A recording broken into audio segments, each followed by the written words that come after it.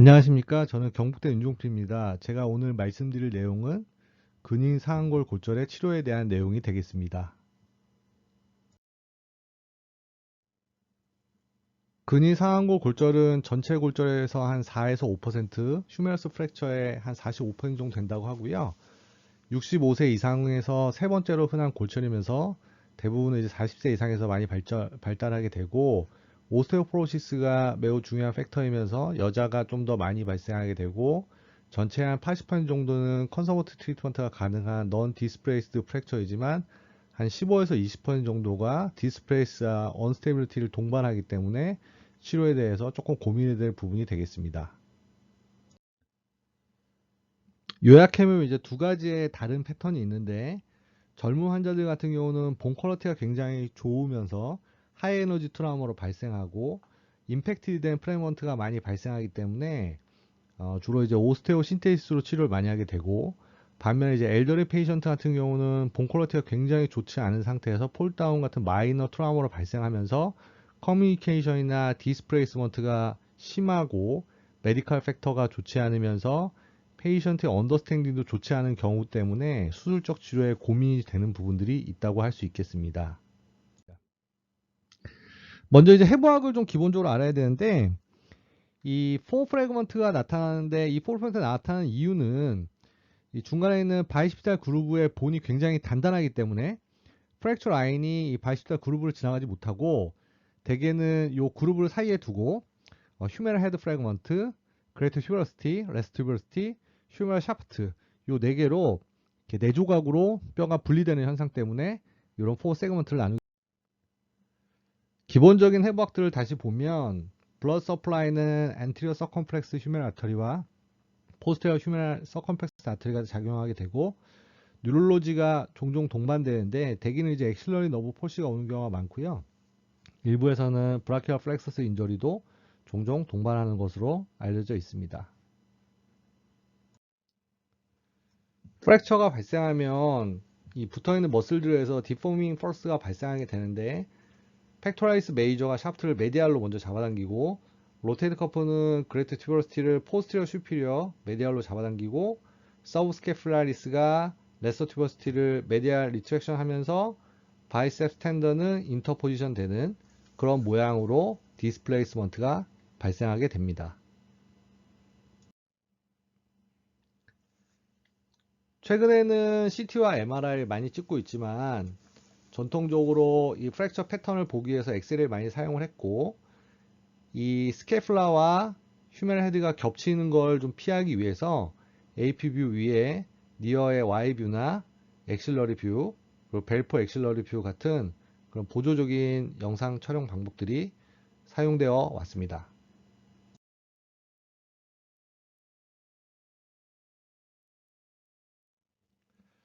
골절의 치료 방침과 예후를 결정하기 위해서는 클래시피케이션이 매우 중요한데요. 가장 흔하게 쓰고 전통적으로 많이 쓰던 게 니어 클래시피케이션인데, 대개 1cm 이상의 디스플레이스먼트, 45도 이상의 앵귤레이션이 있으면 하나의 프래그먼트로 보고요. 요걸 이용해서 2파트, 3파트, 4파트로 분류를 하는데, 아주 쉽고 간단하게 쓰일 수 있기 때문에 지금까지 많이 쓰면서도 예후와 또 관련이 있는 것으로 알려져 있고, 하지만 이 프래그먼트의 디스플레이스에 대해서 인터옵저버, 인트로옵저버 릴라이빌티가 좀 떨어지기 때문에 사용에 조금 제한점이 있는 것으로 알려져 있습니다. 다음으로 AO 클래시피케이션은 바스큘라 서플라이를 기준으로 이렇게 분류를 했는데, 좀 분류가 컴플렉스하고 예후에 대한 리플렉션도 좀 명확치 않기 때문에 아직까지는 제한되게 사용되고 있습니다. 또 헤리테 선생님이 얘기한 이런 클래시피케이션이 있는데, 좀 특이하게 이제 레고 이 블럭을 이용해서 클래시피케이션을 여러 개로 이제 이렇게 나눠서 분류를 했고요. 이 분류법에서 중요한 건 메디알 칼카 서포트를 굉장히 중요시하는 그런 분류법이 되겠습니다. 골절 패턴을 이해하는데 바루스 발구스 프랙처를 먼저 보시는 게 중요한데, 바루스 프랙처라는 거는 이 케이스처럼 메디알 서포트가 잘 되지 않기 때문에 칼카 서포트 없이 결국에는 헤드 콜랩스가 발생해서 불량한 예후로 연결되는 경우가 많고요. 반대로 이제 발구스 프랙처는 메디안 칼카 서포트가 좀 튼튼하게 잘 되기 때문에 베스큘라 네크로시스가 적게 나타나고 대부분의 경우에 예후가 좋은 이런 프랙처 패턴이 되겠습니다. 2011년에 이런 프랙처 패턴을 대상으로 분류한 논문이 있었는데 93케이스를 포스트로 메디알 바루스 임팩션 프랙처 그리고 포스트로 메디알 임팩션이 되면서 양쪽 프래그먼트가 같이 부러지는 이런 타입 그리고 라테랄 렉 임팩션 프랙처가 발생하면서 GT가 프랙처 되는 경우 양쪽 튜버러스가 같이 프랙처 되는 경우 GT만 단독으로 프랙처 되는 경우 엔트로 메디알로 임팩션 되는 경우로 각각 분류를 하였습니다. 그래서 전체 대부분의 프랙처가 이런 클래시피케이션으로 분류가 가능하고 포스트로 메디알 바루스 임팩션 프랙처가 전체 한 절반 정도 된다.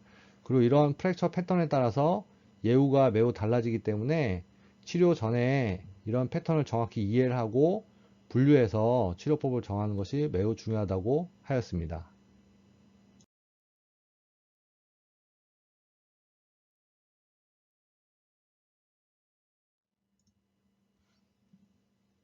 가장 먼저 넌 오퍼레이티브 트리트먼트에 대해서 생각을 해봐야 되는데 인디케이션은 미니멀 디스플레이스가 되거나 넌 디스플레이스 된 프랙처고 환자가 이제 수술하기에는 메디컬 컨디션이 좀 좋지 않거나 올드에이지라서 로우 디맨드 라이프 스타일을 가진 환자에게서는 넌 오퍼레이티브 트리트먼트를 생각해 봐야 될 수 있지만 주의할 점은 적절하게 치료한 다음에도 지속적인 통증이나 펑션에 장애가 있다고 하면 로테이트 커프 패솔로지나 동반된 그런 병변에 대해서 좀 고민해 볼 필요가 있습니다.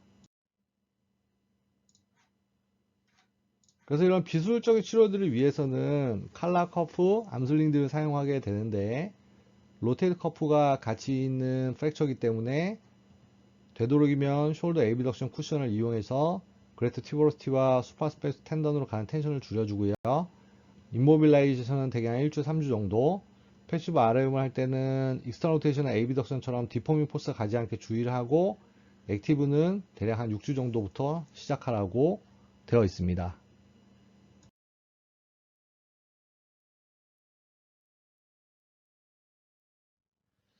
수술적 치료에 대해서는 굉장히 여러 가지 방법이 알려져 있는데요.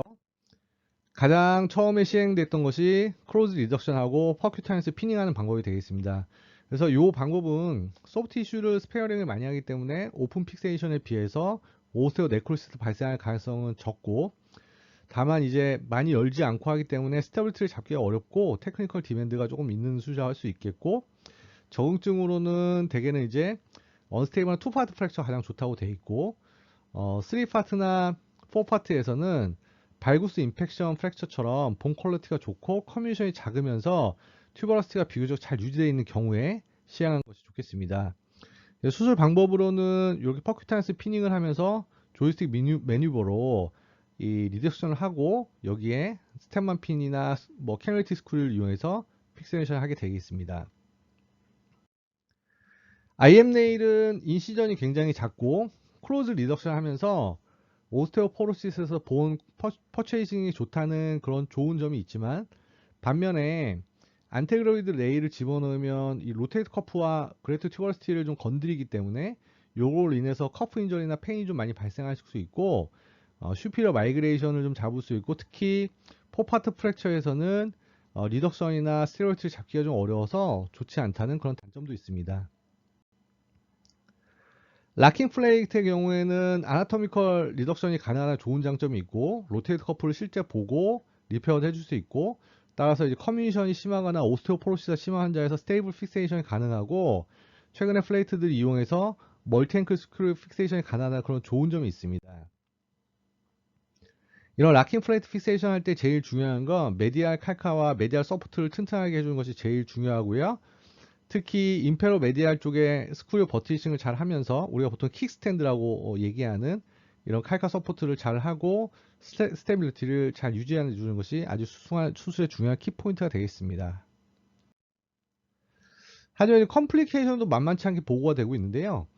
락킹 플레이트 같은 경우에 수술한 다음에 리덕션 로스가 되는 게 한 10%, 그리고 전체적으로 컴플리케이션이 발생하는 비율은 거의 한 30% 정도 된다고 알려져 있고요. 이 중에서 결국 리오퍼레이션 하는 경우도 한 20% 정도라고 알려져 있습니다. LCP와 네일을 비교해보면 뭐 네일이 조금 컴플리케이션 레이트가 적긴 하지만 그래도 역시 한 20% 이상에서 컴플리케이션이 발생해서 전반적으로 이런 서지컬 트리트먼트들은 꽤 많은 컴플리케이션이 발생하는 치료법이기 때문에 주의를 해야겠다라고 생각하시는 게 좋을 것 같습니다. 락킹 플레이트에 대해서 시스템이 리뷰를 한 논문이 있었는데요. 12개의 스터디 791명을 분석을 해보니까 AVN이 발생하는 확률은 7.9%, 리덕션 로스 12%, 스크류 컷스루가 한 11% 정도 발생한다고 되어 있고, 그래서 컨스턴트 스코어는 74점, 리오퍼레이션 레이트도 한 13%나 되는 비교적 좋지 않은 결과를 보고하기도 하였습니다. 다음은 이제 아스트로플라스타에 대한 내용이 되겠습니다. 처음에 이제 헬미 아스트로플라스타 시행이 되는데요.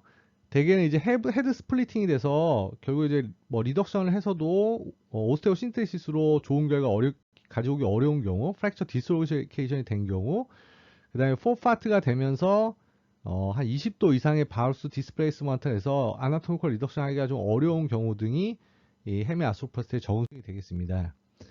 헤미 아스트로플라스트에서 제일 중요한 건 튜버로스티를 잘 붙여서 로테이트 커프가 휴메랄 헤드와 샤프트에 잘 연결되게 하는 건데, 그를 위해서 서컴프레셔널 서클레이즈를 하거나 아니면 이런 슬링 테크닉으로 튜버로스티를 단단하게 고정시키고 유니온이 되도록 해주는 것이 헤미 아스트로플라스트의 굉장히 중요한 부분이 되겠습니다. 다음은 이제 리버스 토탈 숄더 아스트로플라스트를 시행하게 되는데요. 헤미 아스트로플라스트에서 튜버로스티의 포지셔닝과 힐링이 어렵기 때문에 이 엘더리 페이션트, 특히 오스테오포로시스와 디스로케이션이 동반된 포파트 프랙처에서는 리버스 토탈 숄더 플라스티를 해서 튜버로스티의 마이그레이션이나 논 컨설리데이션 같은 이런 문제들을 좀 막자라는 게 최근에 컨셉으로 많이 좀 도입이 되어 있고요. 이런 리버스 토탈 숄더 아스트로플라스티는 튜버로스티의 리컨스트럭션이 어려운 경우에 또는 이제 페일한 헤미 아스트로플라스티에 튜버로스티 없이도 환자의 펑션을 복원시키자라고 그런 개념으로 시행되고 있습니다. 재미있는 논문이 있었는데요. 미국의 경우에 논 오퍼레이트 트리트먼트가 과거에는 한 87% 정도로 굉장히 메이저하게 서지컬 트리트먼트 대신 하고 있다가 시간이 지날수록 점점 오픈 리덕션과 인터널 로테이션을 하는 비율이 높아지고 아스트로플라스티의 비율도 높아진다는 그런 보고가 있었고요. 특히 이제 지역적으로 뭐 웨스트 코스트처럼 좀 경제적으로 유복하고 병원이 많아지면 오히려 수술적 치료를 선호하게 된다는 그런 내용의 재미있는 보고도 있었습니다. 서지컬 트리트먼트와 컨서버티브 트리트먼트를 비교한 몇 편의 논문들이 있었는데요. 컴플렉스 디스플레이스드 프록시멀 휴메러스 프랙처에서 니어 3파트, 4파트 프랙처인데 60세 이상의 올드에이지를 대상으로 50명의 환자를 컨서버티브 트리트먼트와 ORIF를 비교해 보니까 수술을 하던 비술적으로 치료하던 펑셔널 아웃컴은 1년째 유의하지 않았고, 이렇게 바루스로 컨서버티브하게 힐링이 돼도 예후는 비교적 좋았다. 이렇게 기술한 논문도 있었습니다.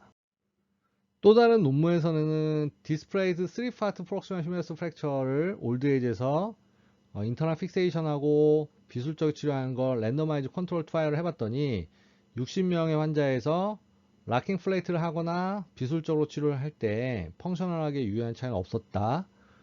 헬스 릴레이티드 라이프 퀄리티는 락킹 플레이트 그룹이 약간 좀 더 높게 나왔지만 대신에 락킹 플레이트는 리오퍼레이션 레이트가 한 30% 정도로 굉장히 높기 때문에 수술적 치료가 비술적 치료에 비해서 꼭 좋다고는 할 수 없다라고 얘기하기도 하였습니다.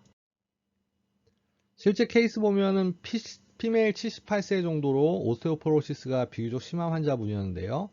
수술 안 하고 이런 브레이싱으로 뭐 본유니온은 약간의 이제 말유니온처럼 보이지만 실제로 뼈도 잘 붙고 펑션에도 큰 문제가 없었던 이런 증례도 있었고요.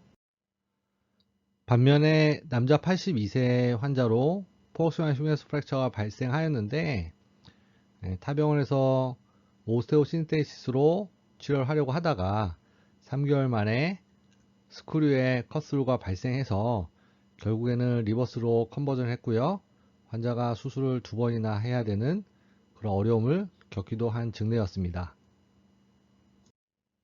그래서 결론을 정리해서 말씀드리면 프록시멀 휴메러스 프랙처를 잘 치료하기 위해서는 컴플리케이션에 대해서 정확히 이해를 하고 본 유니온이 잘 일어날 수 있도록 치료 방법을 잘 선택해야 되겠고요. 그러기 위해서는 프랙처 패턴이나 메디얼 칼카 서포트를 하는 클래시피케이션들을 정확히 잘 이해하고 분류를 해야 될 것 같고요.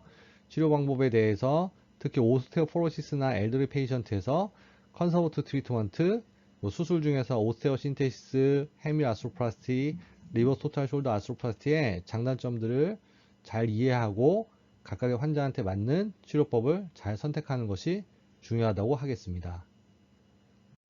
경청해 주셔서 감사합니다.